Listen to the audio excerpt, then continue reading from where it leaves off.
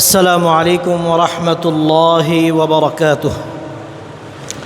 আল্লাহ তাআলার দরবারে অসংখ্য অগণিত শুকরিয়া যে মহান রব্বুল আলামিন আপনাকে আমাকে দয়ামায়া করে, স্নেহ করে, মমতা করে, ভালোবেসে আল্লাহর ঘর মসজিদে আসার, বসার, জুমার নামাজের প্রস্তুতি নেওয়ার, জুমার নামাজের জন্য অপেক্ষমান থাকার, আল্লাহর রসুল, আল্লাহর দিনকে নিয়ে, ইসলামকে নিয়ে আলোচনা করবার, শুনবার এমন একটা মজলিসে, বরকতময় মজলিসে আল্লাহ তাআলা আমাদেরকে উপস্থিত করলেন। আমরা আসতে পারলাম, বসতে পারলাম, এজন্য আল্লাহ তাআলার দরবারে শুকরিয়া জানাই, আলহামদুলিল্লাহ।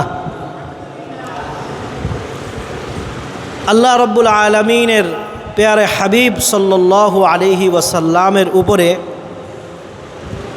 সর্বশেষ নবী,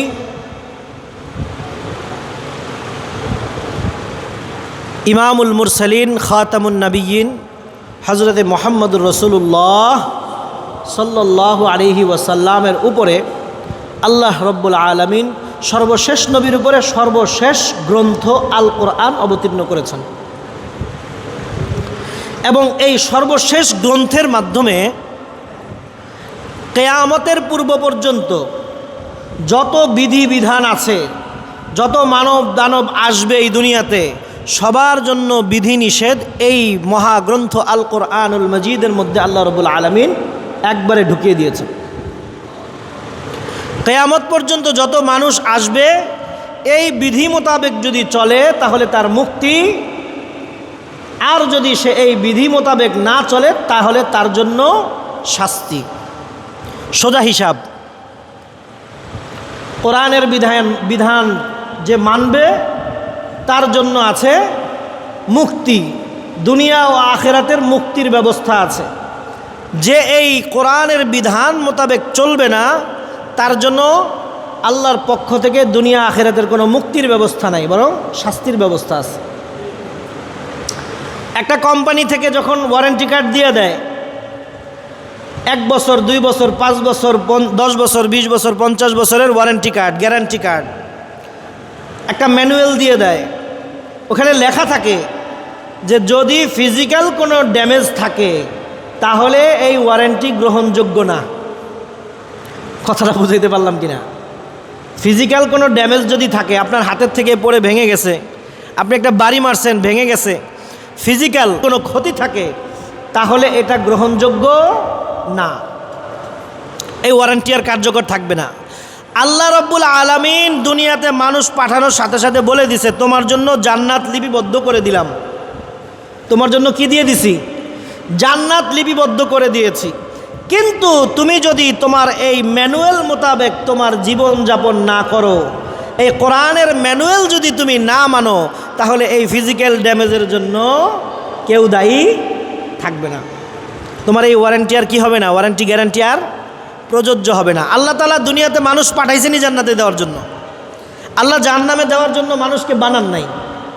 কিন্তু ওই যে কোম্পানি যেরকমভাবে ফিজিক্যাল ড্যামেজের শর্ত দিয়ে দেয়, আপনি যদি নিজে আপনার নিজের জিনিসের ক্ষতি করেন তাহলে আপনাকে এটা কি দেওয়া হবে না, ফেরত দেওয়া হবে না, সার্ভিস দেওয়া হবে না। আপনি যে 5 বছর, 10 বছর ওয়ারেন্টি বা 20 বছরের একটা ওয়ারেন্টি পাইতেন, সার্ভিস পাইতেন, এই সার্ভিসটা আর আপনি পাবেন না। ঠিক তদ্রূপ আমাদের জীবনে আল্লাহ রাব্বুল আলামিন আমাদেরকে যে জীবন বিধান দিয়ে দিয়েছেন, কোরআনুল করিম, আল কোরআনুল মজিদ, এই কোরআন মোতাবেক যদি আমরা আমাদের জীবনকে অতিবাহিত করি, এই বিধিনিষেধ মানি, তাহলে মহাগ্রন্থ আল কোরআনের এই বিধিনিষেধ মানার কারণে আমি যেহেতু চলেছি এই কোরআন মোতাবেক, আল্লাহর হুকুম মোতাবেক, কোম্পানির যেই নির্দেশিকা আছে সেই নির্দেশিকা মোতাবেক আমি আমার জীবনযাপন করেছি, এই জন্য কোম্পানি আমাকে কি দিবে? সার্ভিস দিবে দুনিয়া ও আখিরাতে। আমি যদি আল কোরআনুল মজিদের হুকুম মোতাবেক চলি তাহলে দুনিয়া এবং আখিরাতে জান্নাতের গ্যারান্টি আল্লাহ রাব্বুল আলামিন দিতেছেন। সুবহানাল্লাহ বিহামদিহি। আর যদি আমি ফিজিক্যাল ড্যামেজ করে ফেলি, আমি নেশা করি, আল্লাহর হুকুম না মানি, নামাজ না পড়ি, হজ না করি, জাকাত না দেই, কোরবানি আসলে তালিবালি করি, গরিমসি করি, তাহলে আল্লাহ রাব্বুল আলামিন বলবেন, তুমি তোমার ঈমানটাকে ফিজিক্যাল ড্যামেজ করে আসছো, তোমার এই ফিজিক্যাল ড্যামেজ দ্বারা, এই ঈমান দ্বারা তুমি কোথায় যেতে পারবে না? জান্নাতে যেতে পারবা না, তোমার ওয়ারেন্টি শেষ, তোমার গ্যারান্টি কার্ড নষ্ট হয়ে গেছে। গ্যারান্টি কার্ড হারিয়ে ফেললে, নষ্ট হয়ে গেলে, গ্যারান্টি যদি নষ্ট হয়ে যায় তাহলে কোম্পানি কি মালটা ফেরত দেয়? দেয় না। তা আল্লাহ রাব্বুল আলামিন বলেন, তুমি যদি কোরআনের হুকুম মোতাবেক চলে আসতে পারো তাহলে তোমার জন্য গ্যারান্টি, যদি না চলো তাইলে আর কোনো গ্যারান্টি নাই। আল্লাহ রাব্বুল আলামিন আমাদেরকে যেই নিয়ামত দান করেছেন, সামনে এই নিয়ামতের একটা অংশ আসতেছে, কোরবানি। নিজের পশুত্ব, নিজের আমিত্ব সব কিছুকে কোরবানি করার নাম হলো কোরবানি। হুয়া সাম্মাকুমুল মুসলিমিন, যিনি আমাদেরকে মুসলমান এই নাম আমাদের যিনি রেখেছেন তিনি কে? হযরতে ইব্রাহিম আলাইহিস সালাতু ওয়াস সালাম, যার উপাধি, যাকে আল্লাহ তাআলা খলিলুল্লাহ নাম ঘোষণা করেছেন। খলিলুল্লাহ, আল্লাহর বন্ধু। খলিল এর আরও অনেক ব্যাখ্যা আছে। আল্লাহ তাআলা যেই ব্যক্তিকে খলিলুল্লাহ ঘোষণা দিয়েছেন, এমনি এমনিই ঘোষণা দিয়ে দিয়েছেন। আল্লাহ তাআলা অনেক বেশি পরিমাণে পরীক্ষা হযরত ইব্রাহিম আলাইহিস সালাতু ওয়াস সালামের কাছ থেকে নিয়েছেন। আপনাদেরকে গত জুমাগুলোতে হাবিল কাবিলের ঘটনা বলতেছিলাম, সেটা ছিল পৃথিবীর শুরু থেকে আল্লাহর জন্য কোরবানি করার সূচনা। কিন্তু এই মুসলিম যাদের নামকরণ করা হয়েছে তাদের উপরে কোরবানিকে ওয়াজিব করা হয়েছে এই ইব্রাহিম আলাইহিস সালাতু ওয়াস সালামের কোরবানি থেকে। আল্লাহর নামে উৎসর্গ করা, কোরবানি করা, এটা শুরু হয়েছে আদম আলাইহিস সালাতু ওয়াস সালামের জমানা থেকে। কিন্তু আমাদের যে কোরবানির ইতিহাস, এই কোরবানির ইতিহাস শুরু হয়েছে আমাদের পিতা ইব্রাহিম আলাইহিস সালাতু ওয়াস সালাম থেকে। আল্লাহ তাআলা তাকে পরীক্ষা নিয়েছেন, কত বড় বড় পরীক্ষা, যেই পরীক্ষার সামান্য একটু নিলে আমাদের ঈমান সাথে সাথে চলে যাওয়ার সম্ভাবনা আছে। আমরা সেই পরীক্ষায় পাশ করার কোনো সম্ভাবনা নাই বললেই চলে। ইব্রাহিম আলাইহিস সালাতু ওয়াস সালামকে বিশাল এক অগ্নিকুণ্ড বানাইছে। তুমি কার ইবাদত করো, কার দিকে মানুষকে আহ্বান করো, যদি এটা না ছাড়ো তোমাকে দুনিয়া থেকে বিদায় করে দেওয়া হবে। বিশাল এক অগ্নিকুণ্ড বানানো হয়েছে। সেই অগ্নিকুণ্ডের মধ্যে ইব্রাহিম আলাইহিস সালাতু ওয়াস সালামকে ফালানোর মতো লোক পাওয়া যায় না, এত আগুনের তাপ। ওটার কাছেও যাইতে পারে না মানুষ, আগুনের তাপ এত দূর থেকে পাওয়া যায়। কেমন অগ্নিকুণ্ড ওখানে বানানো হয়েছে। ইব্রাহিম আলাইহিস সালাতু ওয়াস সালামকে সেই অগ্নিকুণ্ডে ফালানোর জন্য ক্যারেনের মতো, এরকম ক্যারেনের মতো একটা বানাইছে, বানায়া সেটার মধ্যে ঝুলাইয়া ইব্রাহিম আলাইহিস সালাতু ওয়াস সালামকে আগুনের মধ্যে ফেলছে। ইব্রাহিম আলাইহিস সালাতু ওয়াস সালাম আল্লাহর ওয়াহদানিয়াতের সাথে কোনো গাদ্দারি করেন নাই। এক আল্লাহর সাক্ষী দিয়েছেন, আগুনের মধ্যে পড়লে পড়বো, সমুদ্রের মধ্যে ফালাইলে ফালাও, আমাকে ধ্বংস করলে করো, আমি আল্লাহর একত্ববাদের বাইরে যেতে পারবো না। আমি এক আল্লাহকে বিশ্বাস করি, ওই এক আল্লাহকেই মানি, দ্বিতীয় আরও কোনো রব নাই। ইব্রাহিম আলাইহিস সালাতু ওয়াস সালামের উপরে কত বড় বড় পরীক্ষা। ইব্রাহিম আলাইহিস সালাতু ওয়াস সালাম যখন আগুনের মধ্যে পড়ে গেলেন, কুলনা ইয়া নারু কুনি বারদান ওয়া সালামান আলা ইব্রাহিম, আগুন আমার বন্ধুর গায়ে যেন একটা পশমও না পড়ে, একবারে শীতল হয়ে যাও। কেমন শীতল? বেশি ঠান্ডা হইলে আবার কষ্ট হয়, এমন শীতল হবে, আরামদায়ক শীতল, যেন সে এখানে আরামে বসবাস করতে পারে। দিনের পর দিন এই আগুনের মধ্যে থেকে ইব্রাহিম আলাইহিস সালাতু ওয়াস সালাম যখন আগুনের ভিতর থেকে বের হয়ে আসছে, ওই যে দেখা যায় ধোঁয়ার মধ্য থেকে একটা যুবক বের হয়ে আসতেছে। ইব্রাহিম আলাইহিস সালাতু ওয়াস সালাম একটা গায়ের একটা পশম, সামান্য একটা পশম যার পরে নাই। সুবহানাল্লাহ ওয়া বিহামদিহি। আমাদেরকে এরকম আগুনে ফালান লাগবে না তো, খালি একটু রিমান্ডে, খালি একটু ম্যাচ লাইট দিয়ে খালি আগুনে একটু পোড়া দিলেই, আরে আল্লাহ আল্লাহ আল্লাহ আল্লাহ, গেছে গেছে গেছে গেছে, শেষ শেষ শেষ শেষ, ইমান তো গেছেই, আরও কিছু থাকলে সব শেষ। একটু মোমবাতির আগুন আমরা সহ্য করতে পারি না, একটু গ্যাস লাইটের আগুন আমরা সহ্য করতে পারি না। আল্লাহ রাব্বুল আলামিন কত বড় পরীক্ষা ইব্রাহিম আলাইহিস সালাতু ওয়াস সালামকে দিয়ে নিছে। ইব্রাহিম আলাইহিস সালাতু ওয়াস সালামকে বুড়া বয়সে আল্লাহ তাআলার কাছে দোয়া করছে, আল্লাহ সারাটা জীবন আপনার দ্বীনের জন্য খেদমত করতে করতে কাটাইলাম, বার্ধক্য উপনীত, আমার হাড্ডি মাংস সব এখন কি হয়ে গেছে, বুড়া হয়ে গেছে, আমার চামড়া ঝুলে যেতেছে, আমার যৌবন শেষ, আমি এখন বার্ধক্যে উপনীত, আমারে একটা সন্তান দেন, একটা নেক সন্তান দেন, একটা নেক সন্তান দেন। রব্বি হাবিলি মিনাস সালিহিন, আমাকে একটা নেককার সন্তান, নেককার পুত্র সন্তান দান করেন। আল্লাহ রাব্বুল আলামিন বলেন ফাবাশশারনাহু বিগুলামিন হালিম, সন্তানের সুসংবাদ দিলাম, আর তার নাম কি? ইসমাঈল আলাইহিস সালাতু ওয়াসসালাম। বুড়া বয়সের সন্তান ইসমাঈল আলাইহিস সালাতু ওয়াসসালাম। আবার পরীক্ষা শুরু। ইসমাঈল আলাইহিস সালাতু ওয়াসসালাম জন্মগ্রহণ করেছেন, কিন্তু ইসমাঈল আলাইহিস সালাতু ওয়াসসালামকে কাছে রাখা যাবে না। মা সহ তাকে কি দিয়ে আসেন? বনবাসে দিয়ে আসেন। মা সহ কি করেন? তাকে ওই যে মক্কায় তাকে রেখে আসেন। স্থান নির্ধারণ করে দিলাম, এখানে নিয়ে দিয়ে আসেন।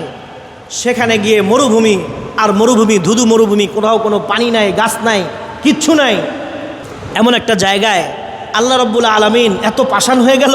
আল্লাহ রাব্বুল আলামিন কিভাবে পারলেন একটা মানুষকে, দুইটা মানুষ, একটা শিশু বাচ্চা সহ একটা মহিলা মানুষকে, অবলা একটা মহিলা মানুষ, এটা আল্লাহ তাআলা কিভাবে পারলেন এরকম একটা জায়গায় রেখে যেতে? আল্লাহ বলে, আরে না না, তোমার ভিতরে কতটুকু দয়া মায়া আমার বান্দার প্রতি, আমার তোমার চাইতে হাজার হাজার কোটি কোটি গুণ বেশি দয়া মায়া, তোমার চিন্তা করা লাগবে না। আল্লাহ রাব্বুল আলামিন ইসমাঈল আলাইহিস সালাতু ওয়াসসালামের পায়ের খুরার মাধ্যমে, খুরার আঘাতের মাধ্যমে জমজম কূপের উদ্ভাবন করে দিলেন। সুবহানাল্লাহ ওয়া বিহামদিহি। আল্লাহ তাআলা কত পরীক্ষা নিছেন। ওইখানে রেখে চলে আসো, তাদের সাথে থাকতে পারবা না। ইব্রাহিম আলাইহিস সালামের উপরে হুকুম, ওইখানে রেখে তাদেরকে চলে আসো, ওইখানে তুমি থাকতে পারবা না, ওইখানে থাকার অনুমতি এখনো আমি দেই নাই। সেই মন চাইলেই মাসে একবার দুইবার যাওয়ার সুযোগ নাই। ইব্রাহিম আলাইহিস সালাতু ওয়াসসালাম থাকতেন ফিলিস্তিন, আর তার স্ত্রী এবং সন্তানকে রাখতেন কোথায়? মক্কায়। আল্লাহু আকবার, কি পরীক্ষা! দেখা করার অনুমতি নাই। বুড়া বয়সের সন্তান, এত মায়ার সন্তান, এর সাথে দেখা করার অনুমতি নাই। যখন আল্লাহর হুকুম হবে তখন যাইতে পারবেন, খোঁজ খবর নিতে পারবেন, অনুমতি নিয়ে যায়া দেখে আসতে পারবেন। এছাড়া দেখারও কি নাই, সুযোগ নাই। তাদেরকে নিয়ে সংসার করবেন, তাদেরকে নিয়ে বসবাস করবেন, একসাথে রাখবেন, সুযোগ নাই। আল্লাহর হুকুম। কত বড় বড় পরীক্ষা চিন্তা করতে পারেন। এই সন্তান যখন ফালাম্মা বালাগা মাহুস সায়া قال يا بني إني أرى في المنام أني أذبحك فانظر ماذا ترى। এই সন্তান, যে বুড়া বয়সের সন্তান, এত মায়ার সন্তান, যার জন্য কলিজা পুড়ে ইব্রাহিম আলাইহিস সালাতু ওয়াসসালামের, সেই সন্তানের কথা আল্লাহ রাব্বুল আলামিন পবিত্র কালামুল্লাহ শরীফের মধ্যে ঘোষণা করতেছেন। এই সন্তান যখন চলন বলনে যখন কি হলো, উপযুক্ত হয়ে গেল, চলাচল করতে পারে, মুফাসসিরিনগণ বলছেন যে সে যখন বাবার মতো ঘোড়ায় উঠতে পারে, সওয়ারি হইতে পারে, নামতে পারে, উঠতে পারে, এরকম একটা বয়সে উপনীত হলো। এখানে বিভিন্ন মুফাসসিরিনগণের বিভিন্ন ব্যাখ্যায় পাওয়া যায়, এখানে 6 থেকে 13 বৎসর পর্যন্ত একটা হিসাব পাওয়া যায়। তো সর্বোচ্চ 13 বৎসর যদি ধরেন, একটা বাচ্চা 13 বৎসর বয়সে আল্লাহ তাআলার তরফ থেকে ঘোষণা আসলো, ফালাম্মা বালাগা মাহুস সায়া ক্বালা ইয়া বুনাইয়া ইন্নী আরা ফিল মানাম আন্নী আযবাহুকা ফানজুর মাযা তারা।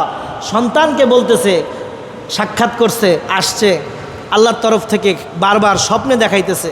এবার সন্তানকে বলতেছে, বাচ্চা, হে আমার সন্তান, ইয়া বুনাইয়া ইন্নী আরা ফিল মানাম, আমি স্বপ্নের মধ্যে, তন্দ্রার মধ্যে দেখলাম, আন্নী আযবাহুকা ফানজুর মাযা তারা। আযবাহুকা, আমি তোমাকে জবাই করতেছি, আল্লাহর নামে কি করতেছি? আমি তোমাকে জবাই করতেছি, আমার উপরে এটা হুকুম আসছে, এখন তোমার কি মত? নবীর বলা নবী, নবীর ছেলে নবী। আল্লাহ রাব্বুল আলামিন ইব্রাহিম আলাইহিস সালাতু ওয়াসসালামকে এত পরীক্ষা করেছেন, ইসমাঈল আলাইহিস সালাতু ওয়াসসালামকে কি নবী বানাবেন? পরীক্ষা ছাড়াই নবী বানাই দিবেন?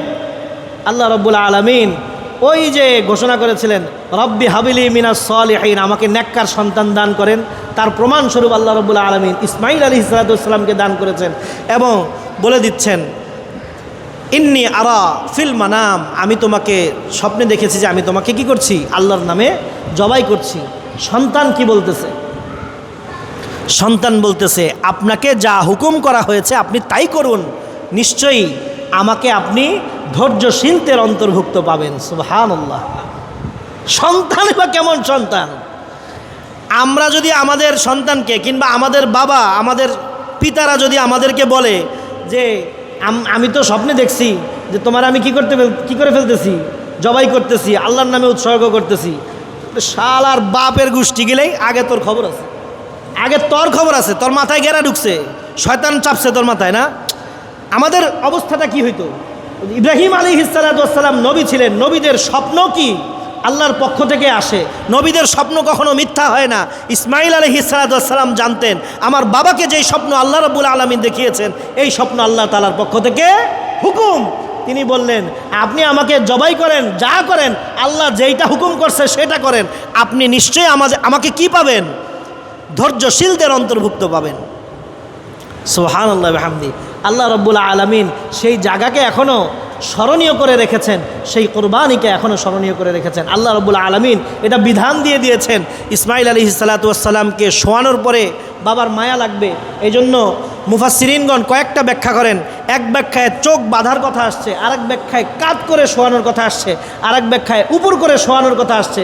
যেভাবেই হোক মানে যেন চোখের মধ্যে চোখ না পড়ে, সন্তানের চোখের সাথে চোখ পড়লে আরে এত মায়ার সন্তান, এত আদরের সন্তান, এই সন্তানকে কেমনে জবাই করি?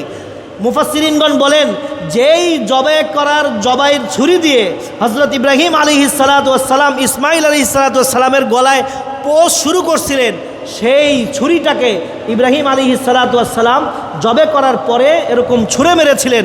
মনের আবেগ, যত আল্লাহর হুকুম হোক, মনের যে কষ্ট, জবে করে ফেলেছি, হুকুম মেনে ফেলেছি, কিন্তু মনের কষ্ট, তিনি ছুঁড়ে মেরেছিলেন। ছুরিটা যেই পাথরের উপরে পড়েছিল সেই পাথরটা পর্যন্ত খণ্ডিত হয়ে গিয়েছিল, এত ধারালো ছুরি ছিল।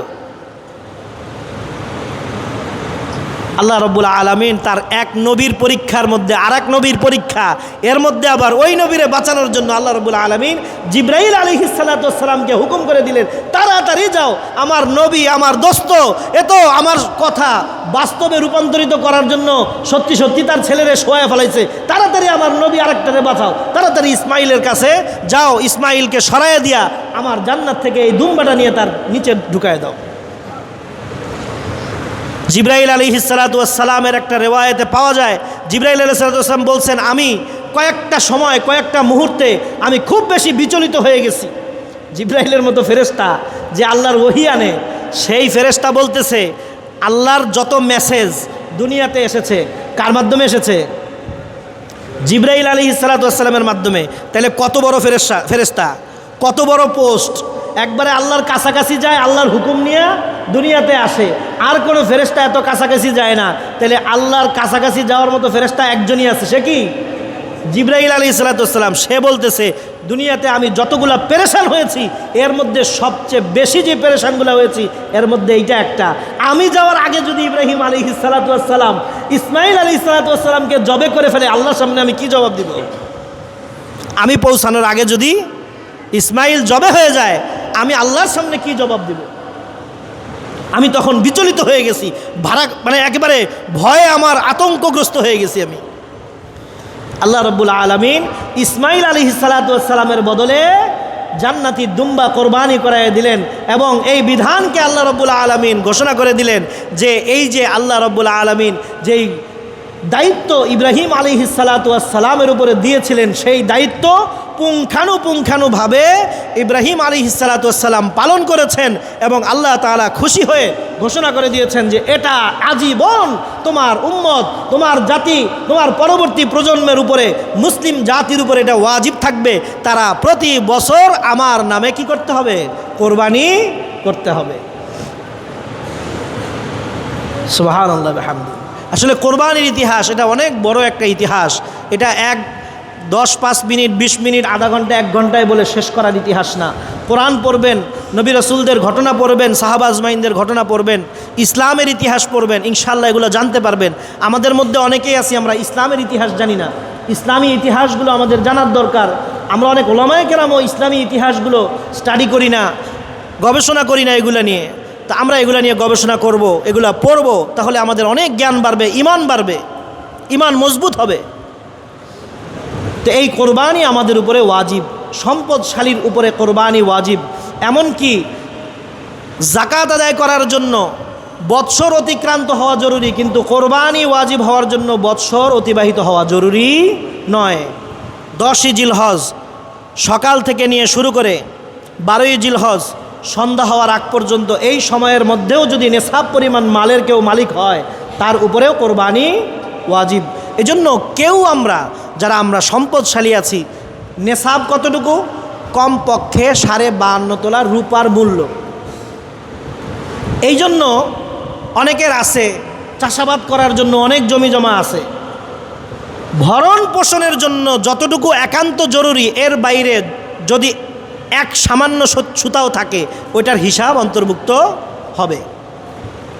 জাকাতের জন্য এটা জরুরি না, কিন্তু কোরবানির জন্য এটা জরুরি।